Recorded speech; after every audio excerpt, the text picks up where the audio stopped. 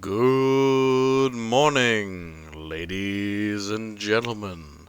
This is the High Dragon's Breath coming back to you after 6 years of absence with the Archon's Armory.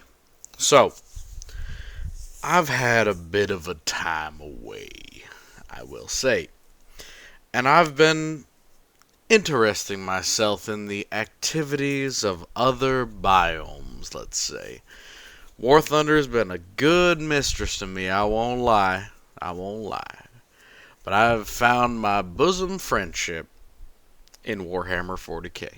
So, for those of you still listening after 5 years of absence, let's talk Imperial Infantry. The lasgun. The last man and his main equipment.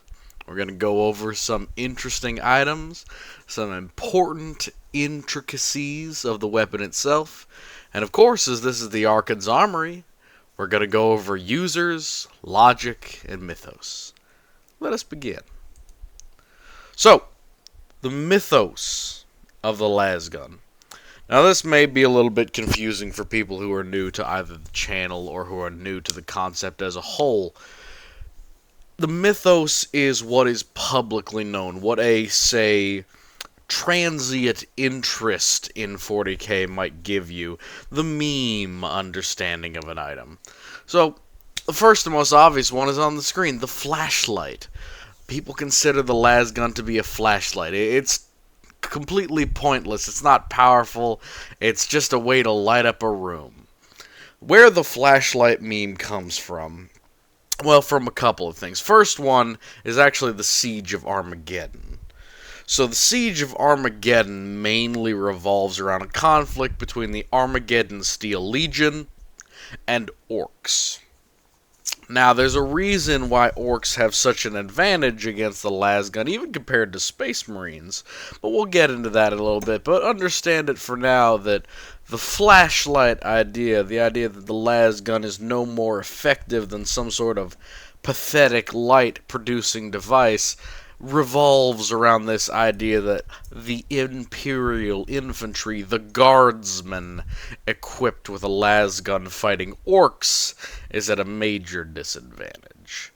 Now let's go on a little bit further. The mythos is also carried out in the poor tabletop stats.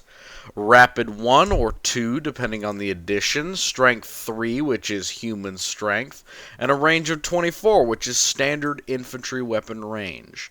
Now, I'll tell you, the lasgun can hit well out beyond standard infantry range, and in addition to that, at close range, it has considerably above Strength 3, but the bigger issue is that rapid. The lasgun goes in a short period of distance from absolute precision marksman's rifle with only a slight bit of drop-off compared to a standard hard gun round to an absolute hose of destruction when put on fully automatic. Now, Rapid 1 and 2 is essentially the idea that every lasgun is semi-automatic.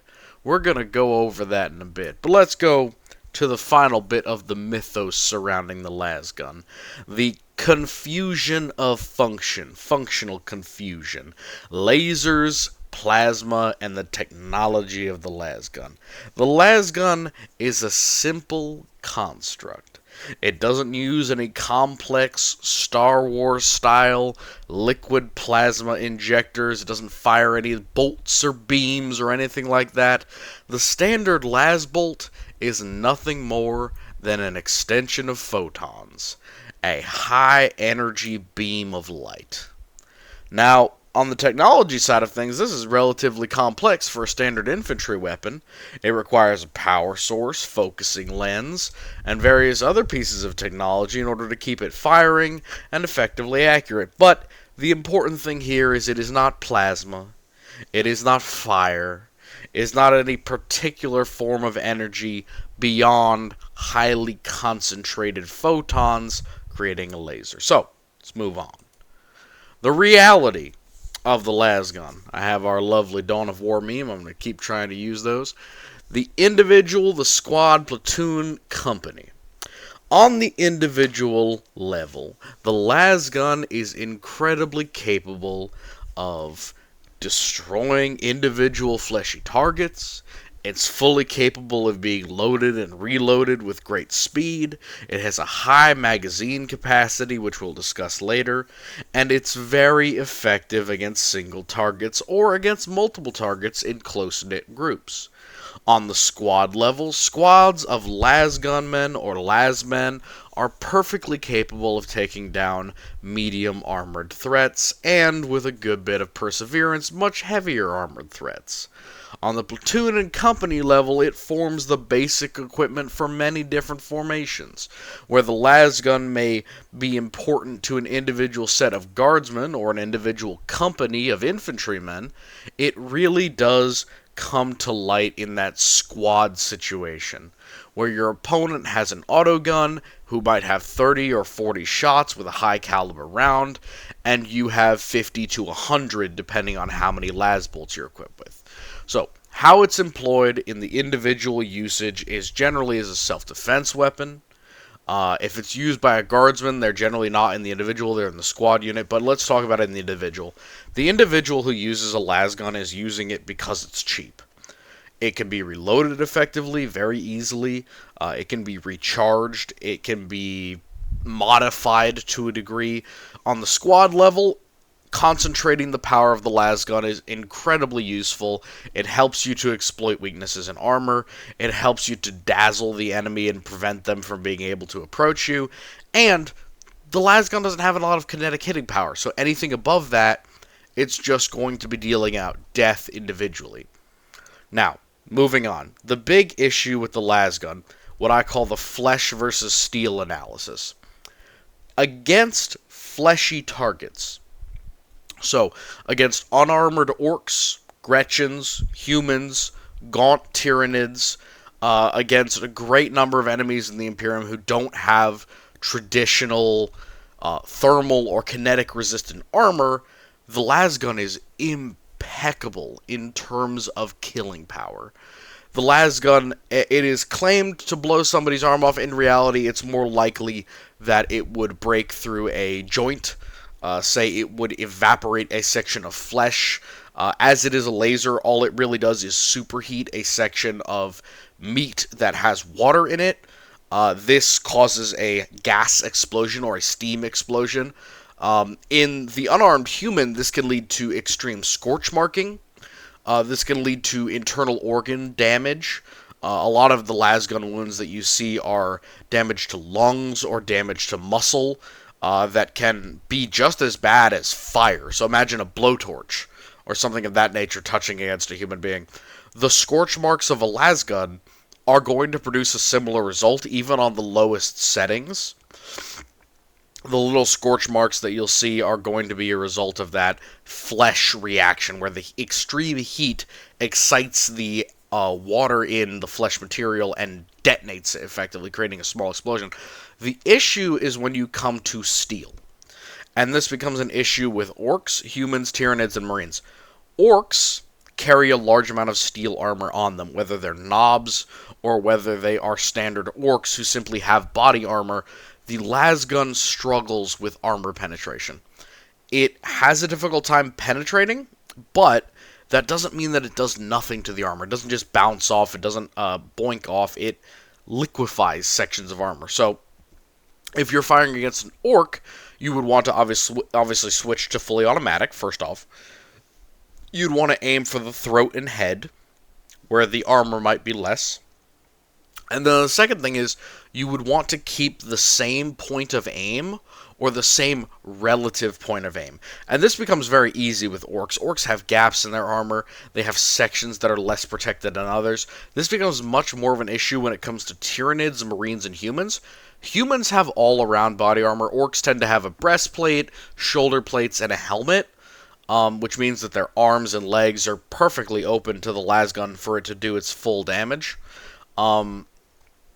Tyranids, humans, and marines, on the other hand, have full body armor. So the full level of Imperial Guard protection, where you have shoulder pads, calf protection, where you have thigh protection, chest protection, and head protection that is all resistant, or in some cases with heavy carapace armor, downright heavily resistant or almost immune to lasgun fire.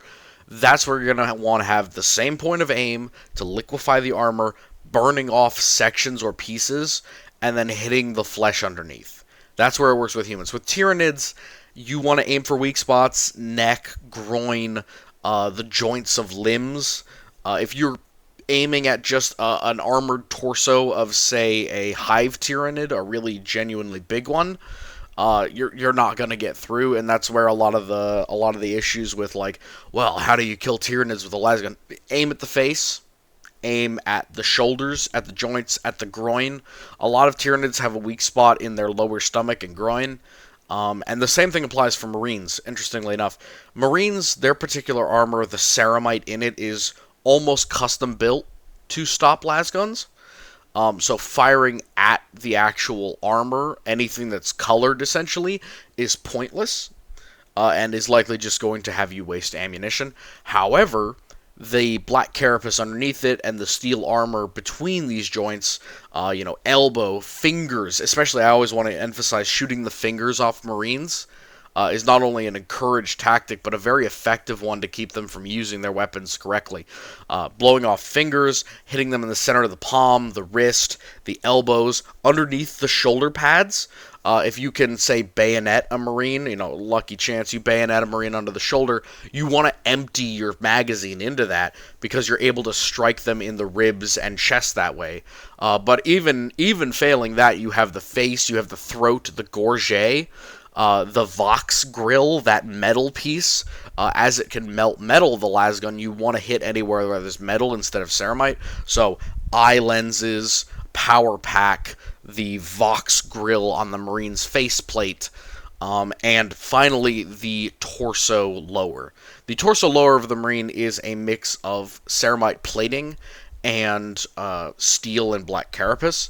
You want to strike that area because those flexible sections that are designed for the Marine to be able to move his groin and waist in effectively this high-speed combat that he needs to be a part of, the lasgun can use as an effective weakness. And if you keep the same point of aim, you're likely to be able to damage their abdomen at some point. Which, again, it may seem like, well, if I'm just one person firing against a Marine, that's a terrible idea. You can always find ways around it. My favorite one, my go-to, is impaling a Marine in a weak spot with a lasgun and then emptying the magazine into whatever weak spot it is. If your bayonet is lodged somewhere and it manages to stick, just hold on to the trigger in full auto and you will eventually get through the armor. Because if your bayonet can stick, your lasgun will make it through. Might take your life or half a mag, either way. You'll be able to get through. And with Marines, the goal is not necessarily to kill them outright, it's to injure them enough so that the next squad will kill them. So, last point for the reality of the lasgun. Lasers versus bullets. Why not big lasguns? So, the reason why the lasgun is kept to such a low size, and it is a light firearm, in comparison to auto guns, it's considerably more efficient, and we'll go over that in a bit. But why lasers versus bullets? Very simply, lasers have thermal energy. They can damage a wider variety of enemies. They have a relatively higher damage at range. But most importantly, the logistics of producing bullets versus producing power packs. The power pack is going to be infinitely more available and easier to get. So let's continue on to that. The pros and cons of the lasgun. So right here I have a Cantrill pattern, or a Model 36, I can't remember, and the M6 Spear, U.S. Standard Infantry Rifle. Let's consider that the very high end of the autogun. A general comparison would tell you that a top-of-the-line autogun is equivalent to the base standard lasgun. Top-of-the-line autoguns standard tend to have select fire, so burst fire, fully automatic fire, in addition to semi-automatic. They are all capable of semi-automatic fire. Even the standard, the most basic lasgun, that is still a lasgun and not a laslock, will have semi-automatic fire. However, the issue is really in the amount of time that it takes to train, the logistics, and the accuracy at range. The lasgun suffers no drop. It doesn't have bullet drop-off. It has really no significant damage to its accuracy over range until you get up to extreme distance. So we're talking outside of 1,000 meters, the lasgun's bolt will begin to dissipate in the atmosphere because, of course, a laser passing through any material will shed energy as it passes. So the lasgun is most effective at point-blank range. That doesn't mean it's ineffective at anywhere where an autogun would have effective range. However, it does mean that a 50 caliber rifle, for example, would probably hit harder at 1,000 meters than the standard las rifle. This doesn't hold for certain other las rifles, like the long las, but if we're talking standard infantry weapon to standard infantry weapon, and considering I'm going to do a video on autoguns soon, we'll talk about the autoguns that do better than lasguns, but in general, the lasgun is superior because it has better range with no drop-off. It has perfectly incredible logistics in terms of just a battery can power your main infantry weapon, and all of the infantry weapons feed off of the same ammunition rather than an autogun where you have to source a specific type of ammo for each round that you're fighting. And then the final one is just how long it takes to train. If you're trained, this is one of the issues with raising PDF regiments to Imperial Guard regiments. If you are trained first in the autogun, and you're trained to account for range, account for distance, expect bullet drop, use glass and steel sights in order to sight in your weapon, and have any issues with that kind of things like sound or range. If you have any of those, tactile firearm rules around you, you're going to need to be retrained entirely from the ground up with the lasgun. But if you're not trained in any weapons yet, the lasgun has no recoil. The lasgun has perfect point and click accuracy. The lasgun is so simple to maintain in terms of the basic construction. Almost no moving parts. The only things that really need replacing are the magazine, the fittings, the housing, which as an Imperial Guardsman, you're not expected to do that, but as a PDF trooper you might be. And the focusing crystal. The focusing crystal says that it requires a tech priest. I couldn't see a tech adept having an issue with doing this in the short term, especially because guard regiments are deployed on such a consistent basis, miles and miles from any Forge world. I could definitely see a adept performing the rites and rituals required to switch out a focusing crystal, but in effect, the difference between them is night and day in terms of training. Moving on. Between Imperial or Chaos forces. On the Imperial side of things, there's a great deal of enemies that they need to face, right? The Imperium has to be able to fight Chaos Space Marines, Tyranids, Xenos of various descriptions with various levels of armor protection, in addition to the standard enemies of the Imperium, which are other Imperial citizens. A majority of the time, the Guard doesn't fight Chaos Space Marines, they're fighting cultists. Instead of fighting Tyranids, they're fighting rebels on whatever planet they may be on. However, the Imperium needs the lasgun because it's easy to get the ammo, it's easy to reload it, it's super easy to maintain and replace, and really it just has this efficiency of not having to care about it. And you might say, well, of course, weapons need to be maintained. Maintenance with the lasgun is so simple, is so basic, is so understandable to the common soldier that it must needs become a standard weapon simply because of how easy it is to give it to somebody and never have to deal with them again. In theory, again, this is in theory, this is never really in practice how this works, but if I give an M36 Galaxy to a standard Imperial Guardsman, and I give him 3 power packs or 2 power packs, he will not have to come back to me for the rest of the campaign that could last years. Again, with the ability to reload the lasgun, with the ability to maintain it yourself, and to get tens of thousands of rounds out of it before it really breaks down and needs serious maintenance, It is an incredible standard infantry weapon for an empire that does not want to deal with the logistics of sending massive forces out into the middle of nowhere where they will receive no support. The exact opposite is true for the Chaos forces. There are a few forces of Chaos that use the lasgun. Obviously, the Blood Pact are one, and the various forces of the Sanguinary Worlds, because they capture Forge Worlds that make them.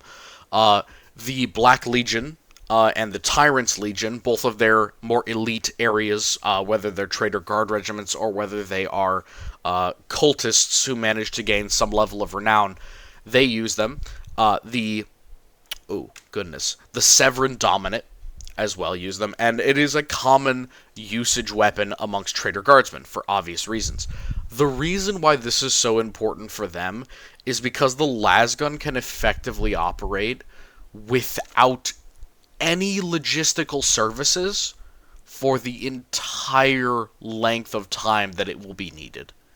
While an autogun may jam, an autogun may run out of its particular ammunition, an autogun may need cleaning in its mechanisms, an autogun may need specific magazines, and the most important thing, an autogun may need ammunition of a particular type.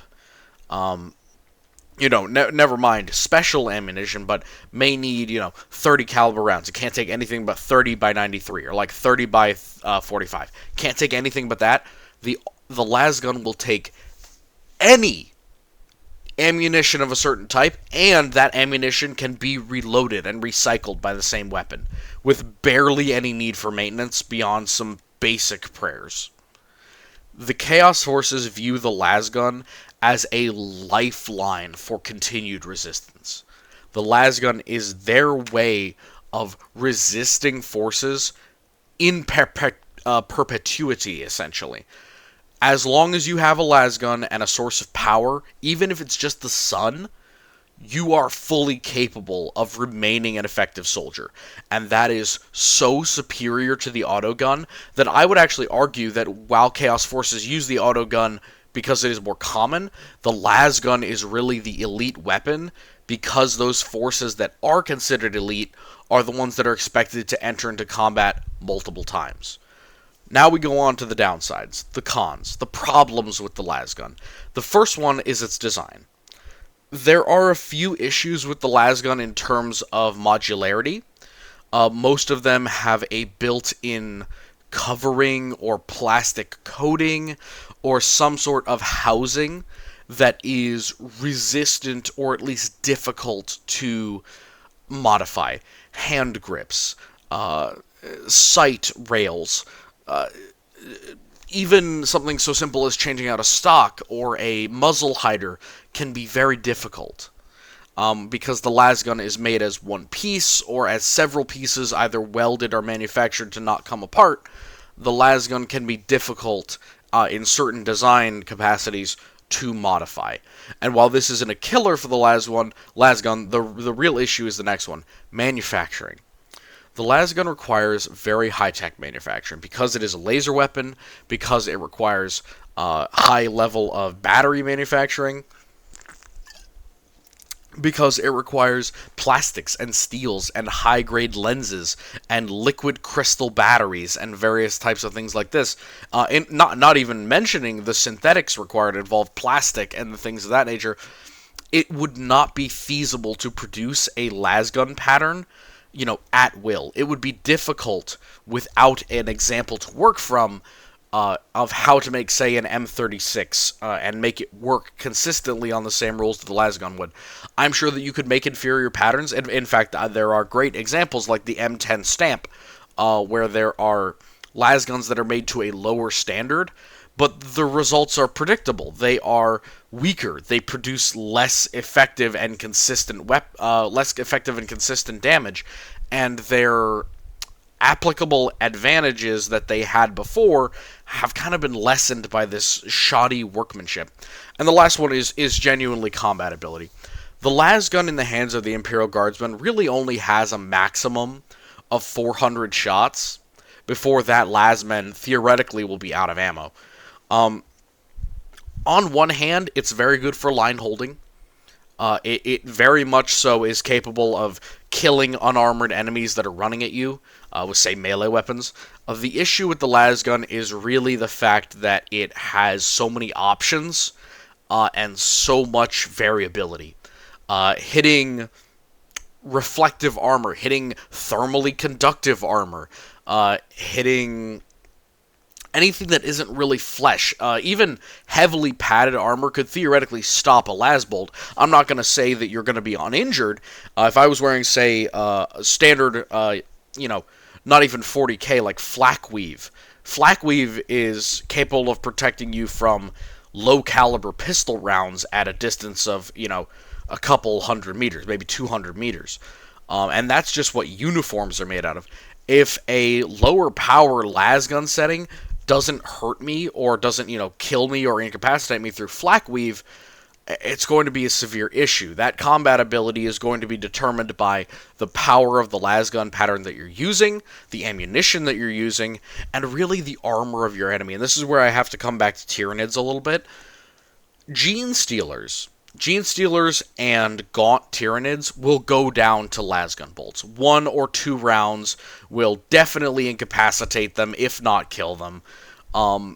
Really, the issue is when you hit a Gaunt in the chest and it's got that thick padding of armor, or when you hit a Gene Stealer Pure Strain and they have that thick carapace over their chest and back. That's where you might find yourself like, oh, that lasgun shot didn't do anything. It's not that it didn't do anything. It's that it melted through a section of armor and didn't cause lethal damage to the target underneath. The lasgun would be very effective in an era where no one uses body armor, but everyone uses body armor for the most part, unless you're fighting Chaos Cultists who have no body armor, or Gaunts who haven't really gone far into the thing yet, or, of course, Gene Stealers or other humans. So, let's continue on. Standards, rules, and difficulty and analysis. I have some nice pictures up here. I'll reference them in a minute. The standard conundrum. What is basic on a lasgun? What is universal? So, what is here is the standard MG short pattern lasgun, also what I refer to as the M36. So, the M36 is really the basic. It's produced for Cadia. It's produced for a bunch of different worlds. It is cheap. It is effective. And really, it should be your standard, but there are a couple of issues with it. What I consider the standard lasgun is the basic or the lowest possible standard to which the lasgun has been produced. So there's a couple of things here. One, sights. The lasgun almost never comes with anything other than iron sights, and in reality, since it's such a low recoil and negligible drop weapon, you don't need more than an iron or a reflex sight because it isn't expected that you're engaging enemies at 800 meters with the lasgun. Even though you can, theoretically, you can kill somebody at 800 meters with the lasgun. It's not recommended because the 2 to 3 shots that would kill a Gaunt at 50 meters is going to turn into 8 to 12 shots minimum, plus or minus 5 or 6 for accuracy. So, at 800 meters, instead of expending 2 or 3 shots on a target, I'm expending up to 20 rounds, which is a fifth of my magazine, on a target that I could just wait to approach me. So, the first one is sights. I don't think they're standard. In general, lasguns are shown without anything but an iron sight. The second part is what I call the power modulator, for lack of a better word. The power modulator is something that's referenced quite often in policing units, especially with las pistols. They're referenced as being at the lowest possible or the highest possible power level. I don't see this as something that increases the power of the lasgun bolt necessarily, but rather it takes more from the power pack of the lasgun. So it doesn't, increase the size of the bolt necessarily. It just increases the number of bolts every time you pull the trigger. So in general, the absolute minimum for a lasgun, and I'm not talking about las pistols right now. Las pistols are a different thing entirely. I'll go over pistols in a bit, but or in another video, I suppose. But the basic lasgun, at the lowest setting could absolutely scorch someone. If you were firing, often you hear this in policing actions, like I said, firing low-powered lasgun shots into a crowd of rioters, essentially. Firing a low-gauge laser shots into a set of rioters, into a crowd of people, into enemies who you don't want to kill outright, but who you would very much prefer keep their heads down. You could use low power mode for suppression, but generally it's used for non-lethal hits.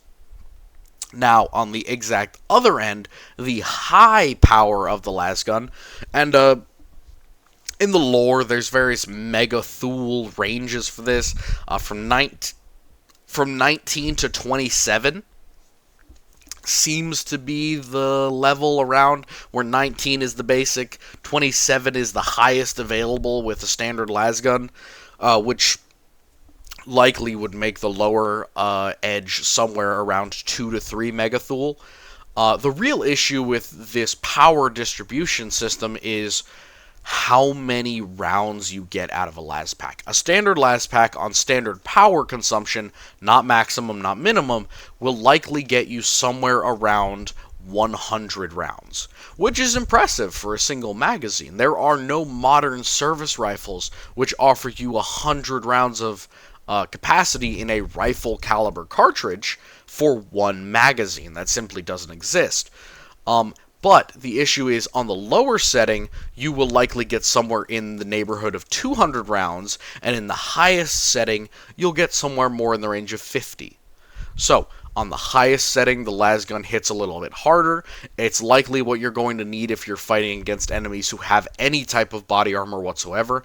You could imagine that the average Imperial Guardsman is probably going to keep his lasgun on maximum power, because why wouldn't you?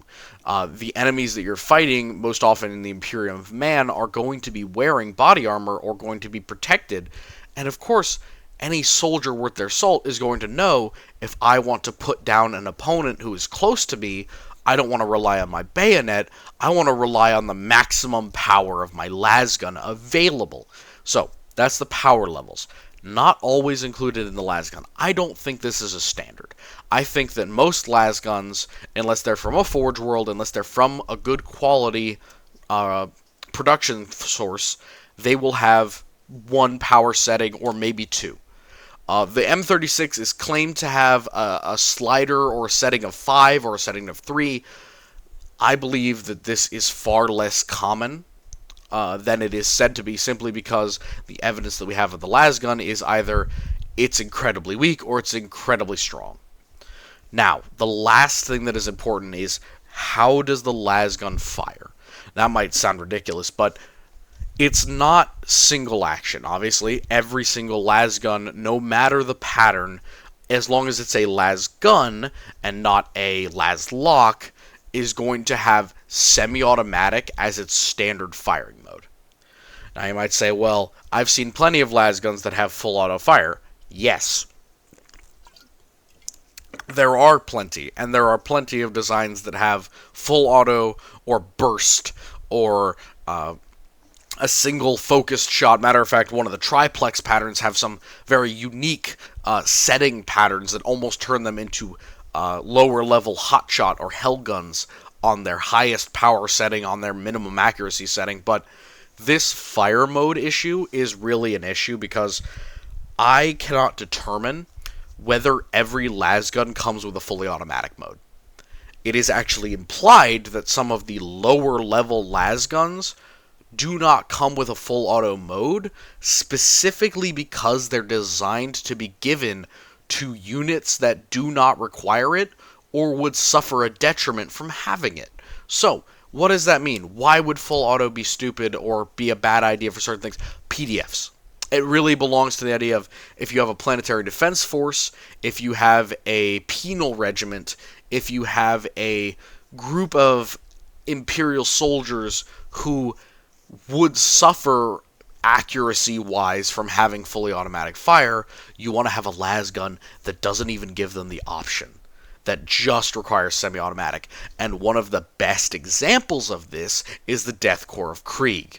The Lucius Pattern 98 has a higher power capacity, so effectively it is an M36 on maximum power level that has no choice to decrease its power, but it only fires in semi-automatic mode. So this trade-off, this idea of I have a stronger las gun, but it has less rounds per pack, and it's semi-automatic, is really encompassed within forces that need it will get it.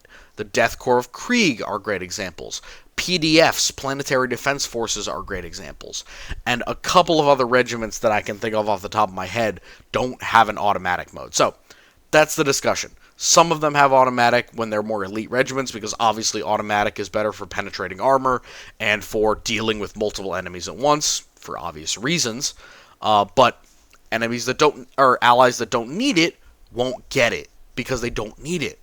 There's no reason to trouble yourself as a forge and theoretically give superior arms to a planetary defense force, the few forces that actually deserve lasguns, when you don't need to. So, let's move on. Forges versus production. I've talked about this. Forges, the Imperial lasgun comes into focus when you get to a forge world that really has beauty and function on its side. The M36 is a stamped lasgun, and this seems to be the consistent issue of stamped lasgun versus constructed lasgun. Stamped lasguns are produced on the cheap. They're made with simple steel productions, and they're made basically for form or for function over form. They're not pretty. They're not, beautiful. They don't have plastic housings. They don't have all these extra symbols.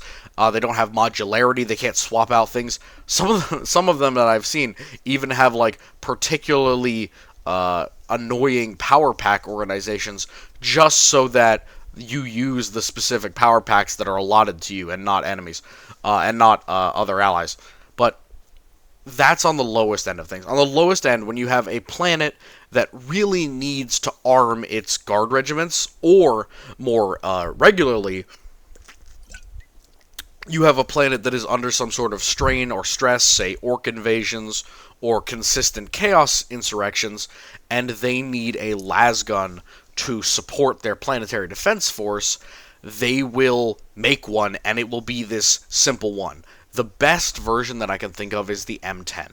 The M10 stamped is produced on Forge Worlds, but it's got a skeletonized stock. It's non-removable. It's got the most basic sights imaginable. It's got the most basic barrel imaginable. It's non-modular. Its magazine is very simple. Its trigger pack is incredibly simple. And there are no variants of it available. You don't have an M10 long las. You don't have an M10 Hellgun. It simply isn't specialized. That's where you have production lasguns. Forged lasguns are the impressive ones. Forged lasguns have modularity. The M36, the Cantriel with all its various, power levels and accuracy and all its little knobs and dials and modifications. Forges take pride in the ability to produce more and better lasguns than their competitors. And you really have to think of the Adeptus Mechanicus here as wanting to do more because of their rivalries. The gubbins that come along with the M36 lasgun or the M36, long las are so different from the M10 or from the other basic production lasguns as to be unrecognizable as the same weapon. Now, when I come to support systems, I really have to talk about how this comes out to you as a soldier. If you receive a lasgun as a soldier, and you're a planetary defense force, commander, and it's like, here's your lasgun, sir, it's going to just be the lasgun and an extra power pack. That's it. You don't get much else. There's no need to clean the weapon. When it no longer fires anymore, you'll simply send it back to the Forge World, and they will fix it up for you, along with the power packs. But at maximum, with the 2 power packs you have, that's 200 rounds. 200 rounds, assuming you don't have the ability to modulate the power level. That's all you get, just the gun, 2 magazines. And you're expected to maintain that, take care of it at the highest level, because that's an honor. Now, let's talk about the Imperial Guardsmen. and his lasgun.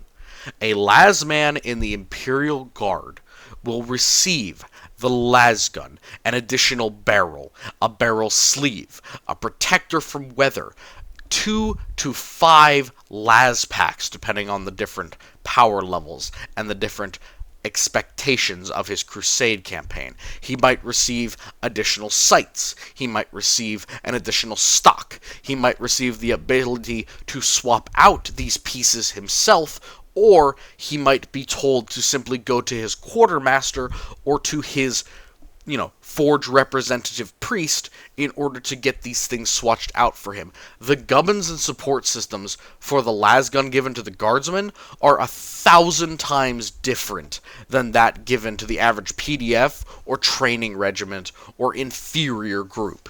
Now, this becomes an issue, but in general, think forged lasguns are not only going to get more equipment, support, repair, etc., they're also going to be better in logistical capacity because that forge has a vested interest in bringing that lasgun back, refurbishing its packs, keeping it, up to status, because they view it as a status symbol. They genuinely view every sale of the lasgun as a mark for their forge, a medal of honor that a guardsman is using their equipment. And, that may seem incredible considering they make millions of these every, few years, but it really is a lot because they're getting the guns back, they're getting the ammunition back, and they're expected to refurbish, recycle, and resupply the Imperial Guard on their infinite level. So, last thing here. Confusion of terms. The lasguns versus the variants. We'll get into this into the next page. So, here's the M36, its various pieces, and the power pack. So, ammunition and attachments. We're going to get into this. This is a little bit complicated, so stick with me. Power pack types. Type 1 power packs. These are very basic. They're small. They're almost the size of a matchbook. So if you'd imagine a small pocket matchbook from back in the day when we used to smoke cigarettes, that's the type of thing you'd imagine with a Type 1. It's small. It's relatively easy to fit in a pocket or even a breast pocket. They are designed to only work in las pistols. So you might say, well, the las pistol, that's weaker than the rifle. Yes, it is weaker than the rifle. Yes, it is slightly less range. But it also takes a smaller and even easier to maintain ammunition type than the Type 2. The Type 1 is so small, it's almost like the size of an NES cartridge or an old-fashioned video game cartridge. Carrying 6 or 7 Type 1 las packs would be just as easy as carrying an extra Type 2.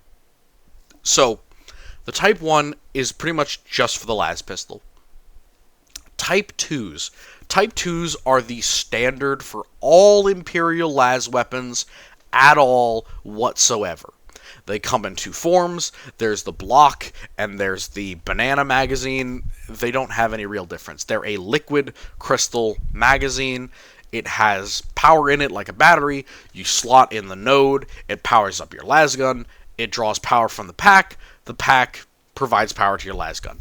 Very basic, very simple.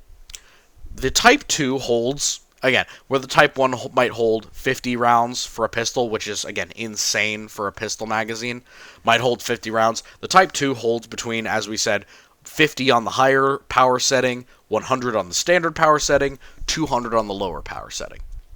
The Type 3. The Type 3 is a bit of an enigma because it only gets used in particular weapons. The Type 3 is unique to a couple of different lasguns. One of the most famous, obviously, is the Archon pattern lasgun. The Archon uses the Type 3 in a bullpup conversion. The Type 3 is twice as wide and just as tall as the large standard magazine. You might say, well, obviously that gives you more power. No, it just increases the amount of ammunition you have per pack. Roughly by 50%, which again, if I am doing my math right again, on the lowest power level, that means 300 rounds per magazine. You might say, well, why would you ever use it on the lowest power level? Answer, 300 rounds per magazine on fully automatic. It doesn't matter how well you aim. If you hit somebody in the face on low power mode, they are going to be incapacitated. And with 300 rounds in your Type 3 magazine, you can just let loose with these guns. The Archon pattern must have, it almost always has fully automatic fire, so if you put it on the lowest possible setting, you can just throw las bolts into crowds of people, or Tyranids, or orcs, or whatever it is. And while it might not do a lot of damage to armor, faces, fingers, hands, exposed skin, you will incapacitate mobs with this thing. Not to mention that at the basic setting, it gives you an extra 50 rounds, and then even on the highest setting, you're getting an extra 25 rounds. So, highest possible setting of the Archon or of other Type 3 using lasguns, you're still going to get an extra 30% out of every magazine. That's an incredible advantage, with the disadvantage of course, having to supply Type 3 magazines. The final one is Type 4. Type 4 is where we get into the issue of, is it a hell gun? Is it a hotshot las gun? Is it a long las? Because the Type 4 is used for different things.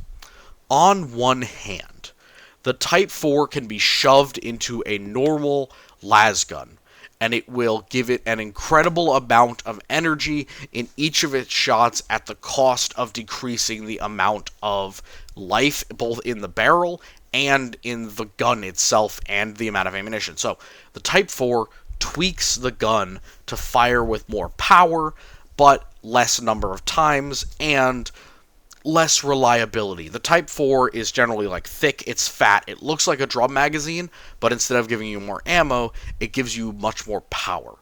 The other thing is that the Type 4 is often referred to as the hot shot magazine.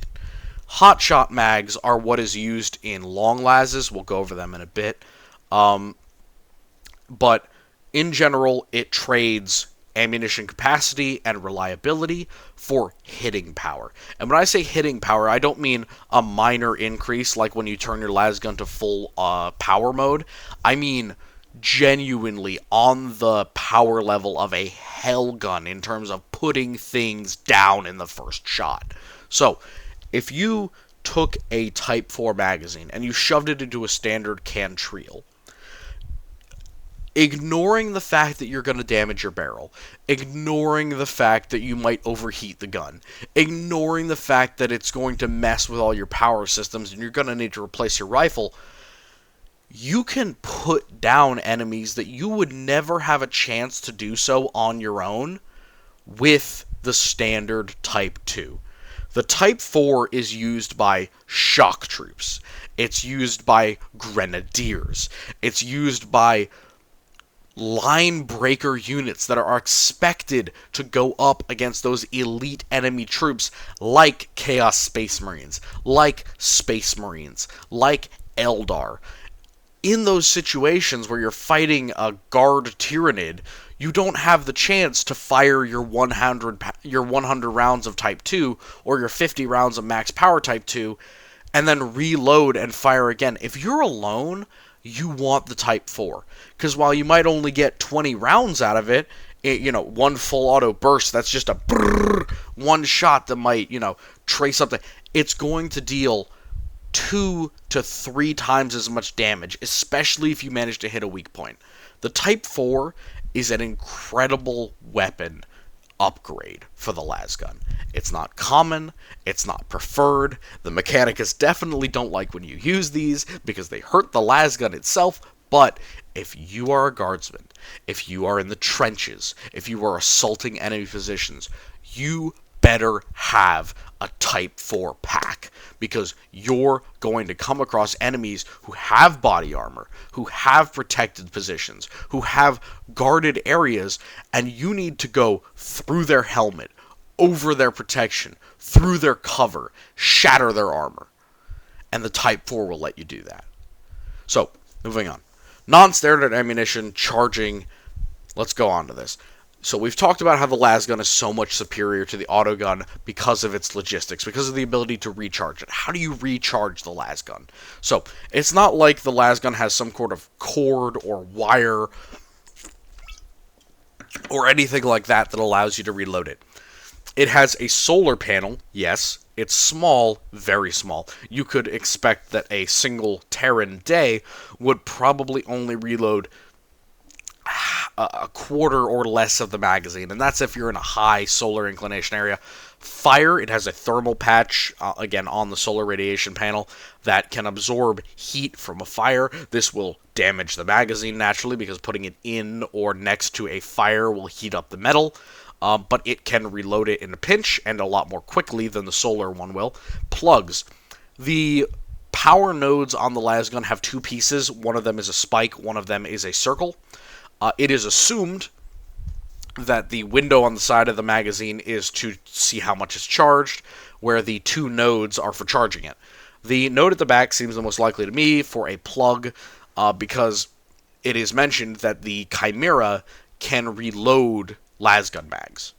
Not necessarily individually. Sometimes it says that they have to be plugged into the lasgun array on the back of the vehicle. That seems very unreasonable to essentially add 6 weapons to a vehicle that won't be used once the infantry detach from it, but that's entirely up to, the estimation of the individual writer or the person doing 40k lore. In my opinion, there is definitely the ability to plug in the lasgun, not the lasgun itself, but rather the ammunition, and reload it. The last version, and all of these just take variable amounts of time. Probably the most efficient would be to plug it in somewhere. There's likely a particular lasgun loading plug, but, universal connections likely provided with something like a forged lasgun. The last one is charged pellets. These are unique to the laslock, where the lasgun has a full magazine of rounds, which can be loaded and shot out of the rifle and then reloaded. The charged pellet of the laslock is a lot closer to a standard battery, except it expends all of its energy in a single shot. Granted, it is much stronger in that single shot than a shot from a laspack, but it only gets the single shot. So these charged pellets that might be technological but will require, less effort on the form of people providing them because, of course, laslocks require less manufacturing to make. These pellets are effectively able to do what the lasgun usually cannot, which is to create a stronger force in every shot, but with the downside of being single shot, and you need to have more rounds with it. The pellets are generally inferior, like the laslock, but it's important to mention that the ability to charge the lasgun in certain ways can be delegated to a smaller unit than the standard Type 1, 2, 3, and 4 laspack, just to mention. Packs and backpacks. So, plug and chug, hip pack, backpack. These are the three that tend to power hell guns, hotshot weapons that are wired, and certain las weapons. So this is very confusing. The plug and chug is essentially what the back of the Chimera is, where I put my lasgun into a port in a vehicle, and that vehicle, its power plant provides charge to my weapon, giving it effectively infinite ammo. That is not to say that you should just fire away with the plug and chug, because it is a vehicle power plant, meaning that not only can it be overloaded and damaged, but your lasgun isn't designed to just fire on full auto for 600 rounds or 6,000 rounds. It's not designed for that. It's designed to have cooling time between rounds, which means that you should lower your expectations to bursts of shots rather than holding down the trigger and just pasting an entire area with las bolts. So, plug and chug, sticking it into a wall socket or into the back of a Chimera, and just letting it rip with all of that automatic energy. Hip packs. Hip packs are confusing. These are evidenced in several inquisitorial retinues, not to mention Tempestus Scions. They have these little, almost have you seen an insulin pump in real life? this little power pack, like the Type 4 or the Type 1 or the Type 2, that is hooked onto the side, hooked onto the hip, where a pistol, a pistol holster would be. And these are attached to las weapons that require a great deal of charge and tend to not take magazines as easily. The best example of this is Hell pistols. Because Hell pistols don't fire a single shot, pull the trigger, one blast comes out. It's pull the trigger, a beam comes out until you let go. Or at least it lasts longer than the standard las blast. The hip pack allows you to do this much more effectively. While the Hell pistol is inferior to the Hell gun, it is superior to most las weapons in that it can keep a continuous beam of excited laser or excited photon on a single area. Remember I said you want to have a point of aim that remains consistent? The Hell pistol is godlike in this situation, where it can aim at a single point and effectively put repeat las fire of a high gradient on the same target. It would be incredibly effective at penetrating steel slab armor. The carapace of Tyranids, very effective against Eldar. It's not often talked about, but Eldar equipment and weaponry is very resistant to lasguns, but it is not resistant to Hellguns. And because Hellguns are so effective with their automatic fire, Hellguns might be the premier weapon for killing Eldar and Dark Eldar, because they're effectively in light carapace armor, and the Hellgun excels in penetrating this medium to high body armor ratio. It is perfect for the job. Speaking of the Hellgun, the backpack. This really comes into play with Tempestus Scions, though you do often see it with Khazarkin or with other Cadian regiments that are considered assault units. The Death Corps of Krieg use these to a slightly lesser degree. They have large magazines that they like to use instead, but their Grenadiers do use a backpack for their Type 14, I think it is, or Type 4 Hellgun. The Type 4 is its own nightmare, which has many flaws, and it doesn't need to be discussed right now. But the backpack is essentially what the Type 2 is to the Hellgun.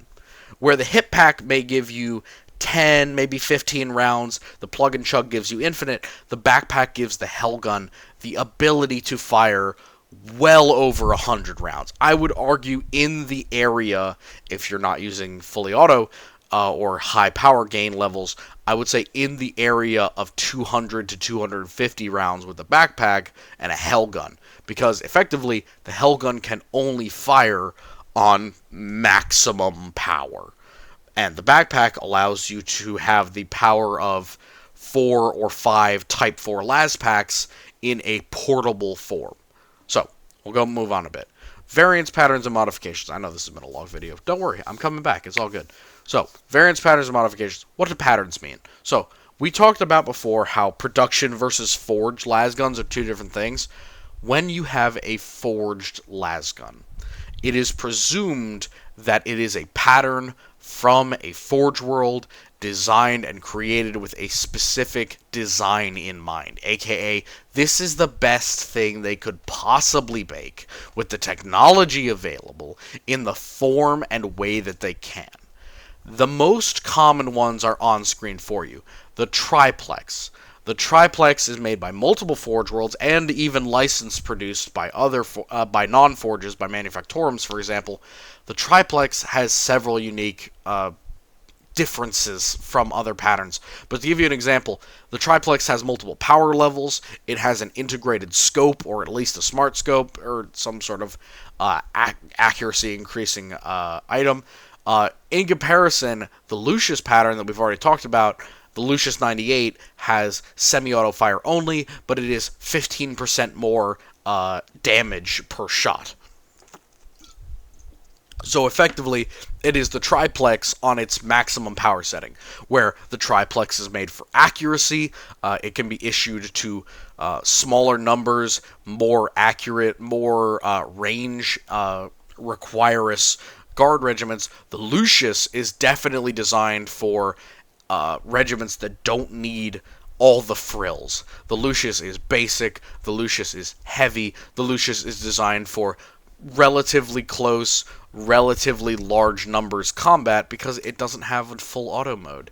It doesn't have the ability to hose down enemies.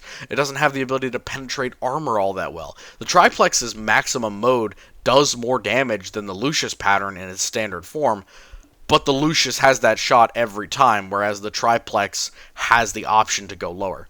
Let's go to the other two. The more standard are the Cantriel and the Galaxy. The real difference, in my opinion, between the Cantriel and Galaxy is really just that the Galaxy has more modularity. The Cantriel has variants that are very nice, so it has a hot shot pattern, it has a hellgun pattern, it has a long las pattern. The Galaxy you can strip down to not having a barrel, not having a stock, having a bare pistol grip, not needing its flash hinder. The Galaxy can be put down and cut apart and taken apart to a far higher degree than any other lasgun in existence. It is modular to a degree that is unmatched by any other lasgun. And it's one of the reasons that it is so common, along with the Cantriel. Cantriel is simple, Galaxy is simple. Galaxy can have a lot of modifications, Cantriel has a lot of specialization. It's a very different thing, they look similar, they're very cool. Archon. These are used by the Elysian drop troops. They're the ones that take the Type 3 as a standard, so they have more ammo. They have the bullpup configuration, which has no real effectiveness on the weapon because, of course, other than being shorter and holding a larger magazine, it's not a weapon that cares much about the length of barrel. Archon tends to come with fully automatic firing mode, just, to make best use of that Type 3 magazine. The Voss pattern, I also often call the tank pattern. It really is the size of a large las pistol, and in fact, many of these patterns that I'm talking about actually have their own las pistol variant. The Voss really is a carbine version of the lasgun. It's got the folding stock as standard. It has an M36's kind of basic form and function, just decreasing the barrel length, decreasing the need for a stock. It's a weapon that can comfortably be carried in your lap, and has the power of a lasgun. Imagine that for a moment. You have a weapon which is, with its regular ammunition, fully capable of killing a human being at 500 meters, that can fit in your lap, suffers no jamming, and has no issues with drop or recoil. An incredible asset for tankers, the Voss lasgun is. The Mars is a little bit different. There aren't a lot of lasmen who choose the Mars over the Cantriel or Galaxy. It tends to be used by Skitarii. And you might say, well, Skitarii have their own weapons. Yes, they do, but a lot of them do use the lasgun because they're put into situations where it is more useful than their more esoteric special weapons that require special ammo. The Mars pattern, it's bigger, it's heavier, it's much longer, it has better accuracy, and because it's from Mars, that also means that it's a guarantee of a forged lasgun, which means better gubbins, better equipment. You can expect that if you ask for a range device, some sort of scope, or even a reflex sight, you'll probably get it on the Mars pattern. Not to mention, it's definitely designed to take those Type 4s, those Type 3s. It can be retrofitted, and it can be effectively custom ordered if your regiment has enough money. The last one is one of my absolute favorites, the Ryza pattern lasgun. Ryza I often consider to be the dollar store Forge World. You might ask immediately, well, why does the Ryza look like that? Why is it so weird? Why does it look so circular? The answer is, it is the Voss pattern lasgun but designed years and years before Voss was even ready to make a lasgun. Its handle is simplistic, cut out of carved steel. Its magazine well is inside of that circular protuberance on its central form, and while it has no stock, it does have a full-length rifle barrel that exceeds that of the M36 Galaxy. So, you might say, why the heck would you ever pick a Ryza pattern? The answer is, it's cheap, and it does rifle things. So that's the main advantage of the Ryza pattern. Ryza takes a lot of crap, I won't lie to you. So, moving on. The Hellgun versus the Hotshot versus the Long Las. This is a complicated issue, and it's one that I've argued and struggled with. It's very simple what the Long Las is. The Long Las is any lasgun pattern, period. Local, forge, specialty, whatever it is, that is designed to take Type 4 ammunition alone, have an increased flash hider, and have a specialty sight. Generally, it's a x8 to x16 scope. These are very impressive. They have an incredible range. However, they have Type 4 magazines, and the design internal of them limits them to a maximum of 25 shots.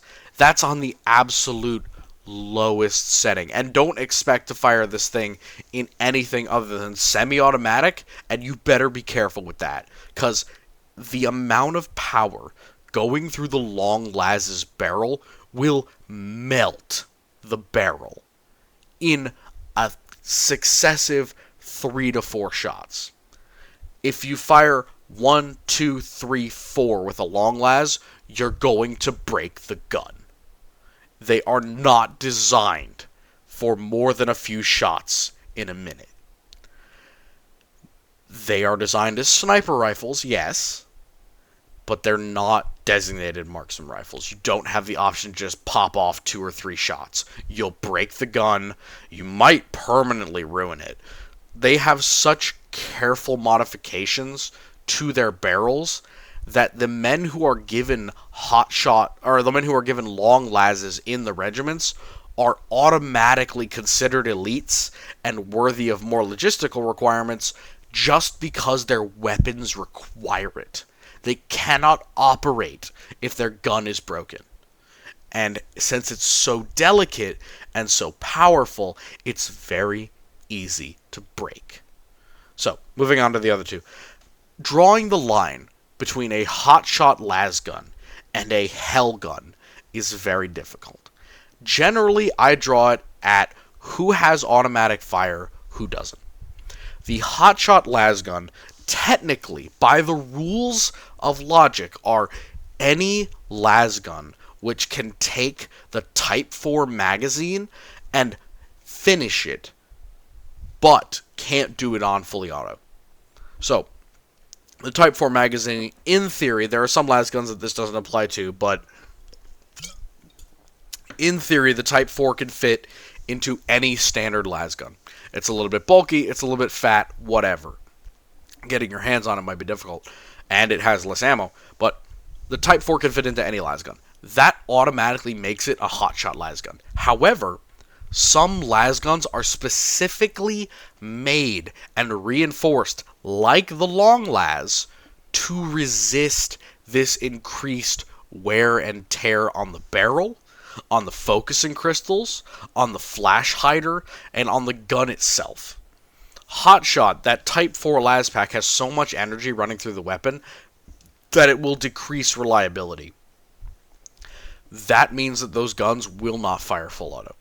Generally, they're almost used like close-range DMRs because of the increased power and armor penetration of the Type 4.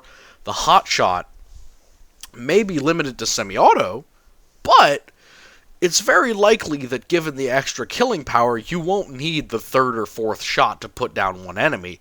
They're going to be down in the 1st or 2nd round.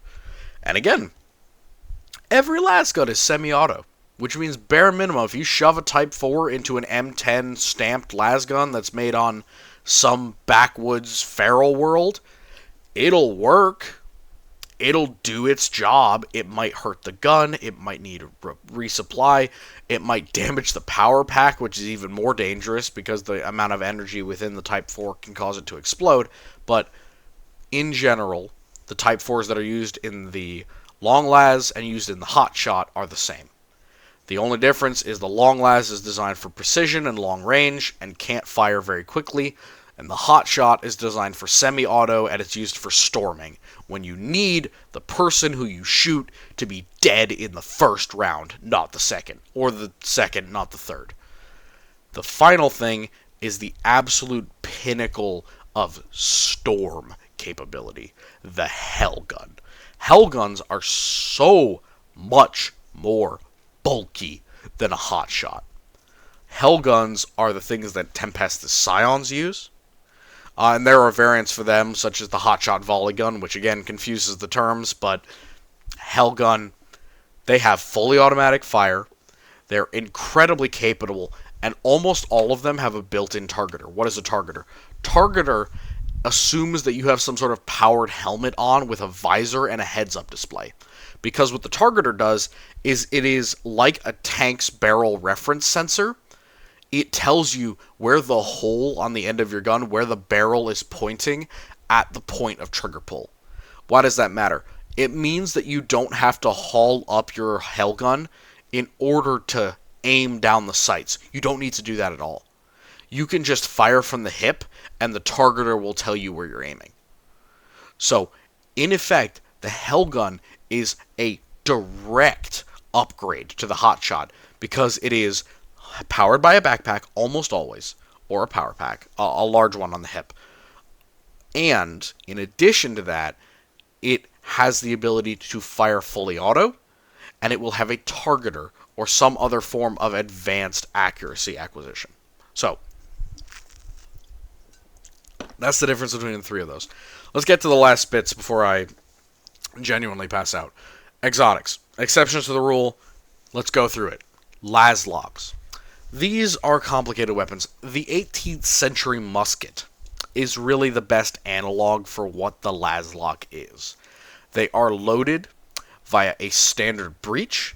A pellet or a single powered cell is slotted into the weapon's breech. The weapon is then fired. There is no art, information, inference, or details on this weapon whatsoever, believe me, so if you're looking for it, don't bother. But just understand, it's a musket that fires las shots. In general, they are stronger than the Lucius pattern in terms of hitting and killing power, but they are weaker than a genuine hotshot or Hellgun. And, by the way, in terms of power, the long las is the most powerful las weapon in existence. Short of, support weapons like the las cannon. It goes long las. Hot shot is more powerful than Hellgun, but only by a slight margin, and the Hellgun's ability to have fully automatic fire more than makes up for it. So, hot shot and Hellgun, it really is a toss-up on, which you choose to take. The Laslock is somewhere in between the Hellgun and the Lucius pattern lasgun. It's standard fire. So, it's more powerful, it's slightly less accurate because of the ammunition that it uses, but its ammunition is single use, and most importantly, it seems like, why the Laslock seems so expensive to make. Why would you make an 18th century musket? It's cheap.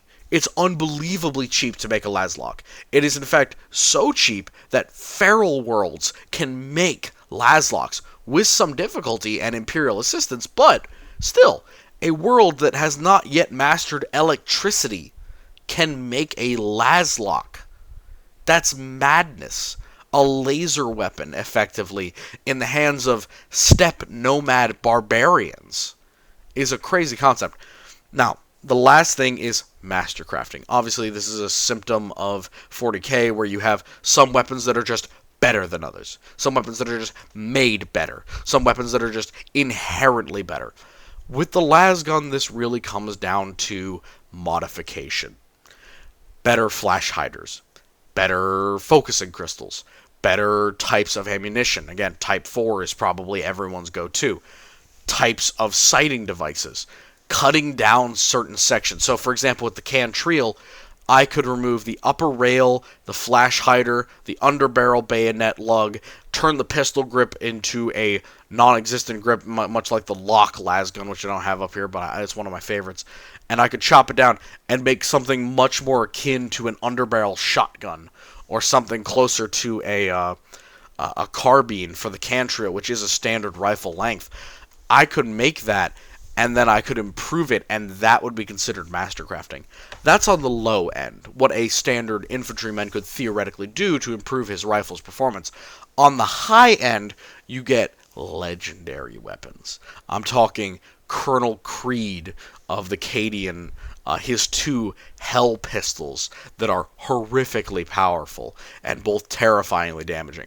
You could say Larkin's Long Las, which is blessed and, unhallowed, having killed so many chaos leadership.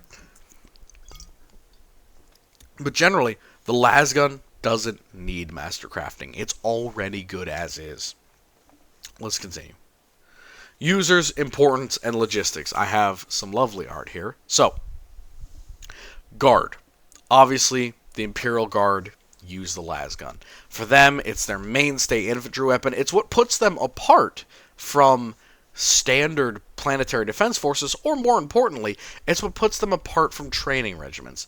The lasgun for them is better than their body armor, it's better than their training. It really is what sets them as the premier fighting force of the Imperium of Man, because the lasgun can go anywhere. The lasgun can be supported through any ship. The lasgun can be powered up. It can be reused. It has a bayonet. It's got everything that they need. It is your soldier's best friend, and really, as far as that goes, the Imperial Guard have never complained about this.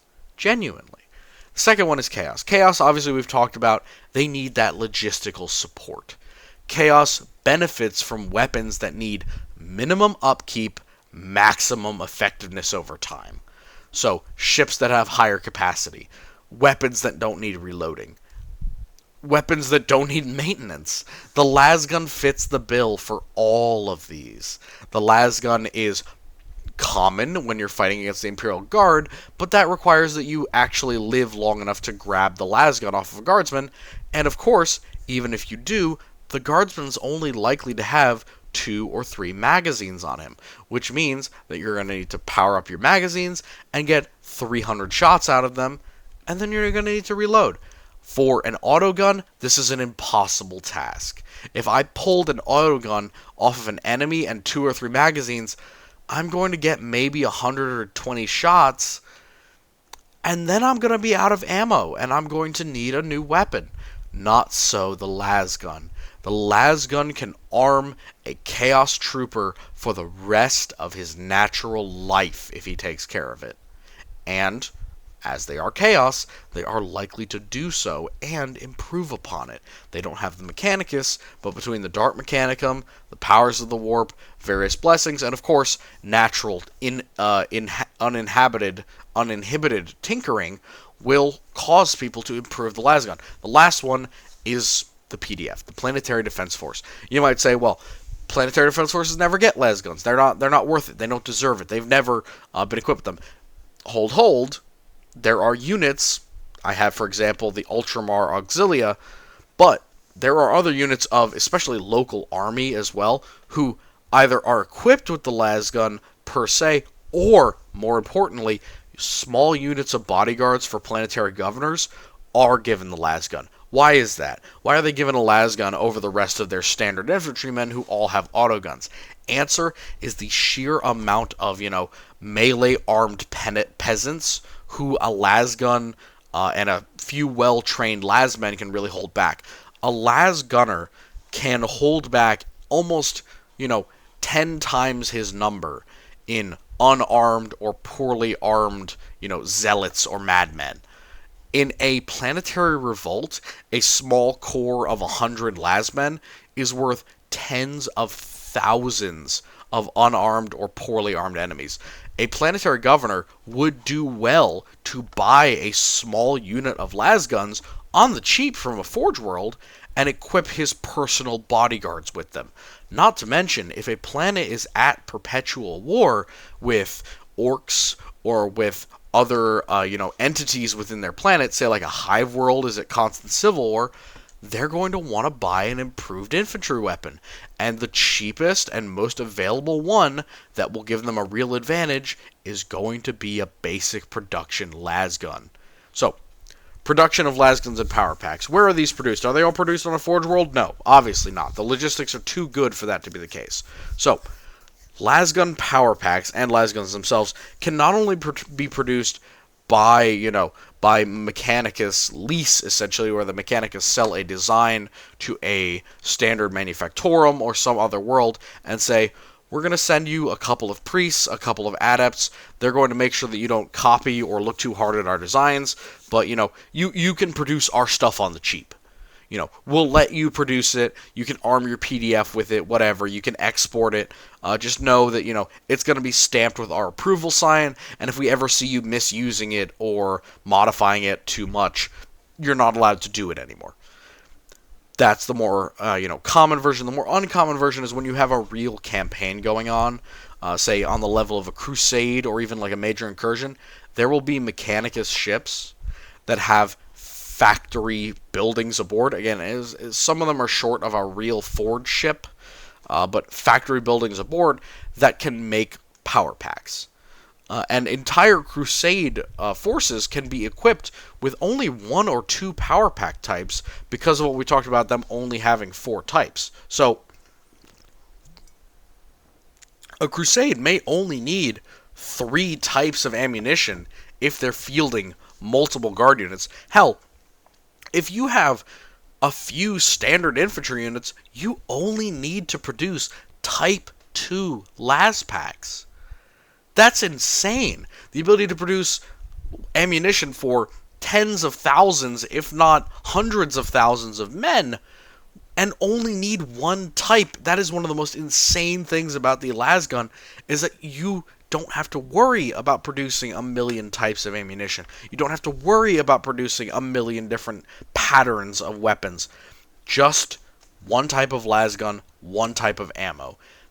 That's for a couple of regiments. If you have anything on the scale of a crusade, it might be 3 or 4. But still, often it's just Type 2 and Type 1. And I've already been over why they matter to Chaos. So, here's some acknowledgements. This is the first video that I've been back to in 5 years. Quick and dirty down in the guts is I am absolutely in the most distracted state of my life, and I'm trying my absolute best to get done what I think needs to be done. And for the moment, that is really going over certain things in 40k that I have consistent issues with. I run a Warhammer 40k RP server. We try our absolute damnedest with a homebrew system that I've been making over the past 5 years. Since I stopped doing this whole YouTube thing and started doing different things in college, I've begun this system, which is really trying to bring some realism back to 40k, in so much that it has suffered from a loss of such over time. Some people are going to say that this is pointless. Understand that I'm just me. I'm going to do certain things the way that they're supposed to do. I'm not going to judge anyone for disagreeing with me. This is entirely, my opinion based upon my knowledge of the IG and Chaos specifically. I am a Chaos person. Definitely, yeah, sounds like heresy to me. That's 100%. I am on the side of Chaos in terms of 40k dichotomy, but I really have to talk about the fact that I know more about the Imperial bureaucracy and about the way the Imperium works, because I don't just gloss over things. I go to the actual details of how a society as vast as the Imperium of Man, as calcified as their bureaucracy is, how they would actually function, either in real life or in their own universe. And that's what I'm trying to do with this Archon's Armory. I'm trying to start a section of this YouTube channel that will be designed just to give some grounded realism to all these insane mythos, these weapons, this equipment, all these things that we describe, because there is this back and forth between how high can we make the highs in 40k, how low can we make the lows. Do Space Marines some sort of insane demigod that are totally unkillable and they're monstrous, or do they just get murdered every other day and they're, shock troops like any other unit in the Imperium, just a little more elite? Do the Mechanicus hold every type of technology down to how to make a basic combustion engine? Or are there worlds that can absolutely take patterns on versions and licensed productions of equipment that are produced privately? So I've read a ton of almost every series in the Imperium of Man's history. I've focused on Chaos, that is true, but I also have done a great deal of work on both the fiction and on the realism aspect of it, and this is going to be the goal of the channel moving forward. So, thank you all, ladies and gentlemen. I wish you all a good night.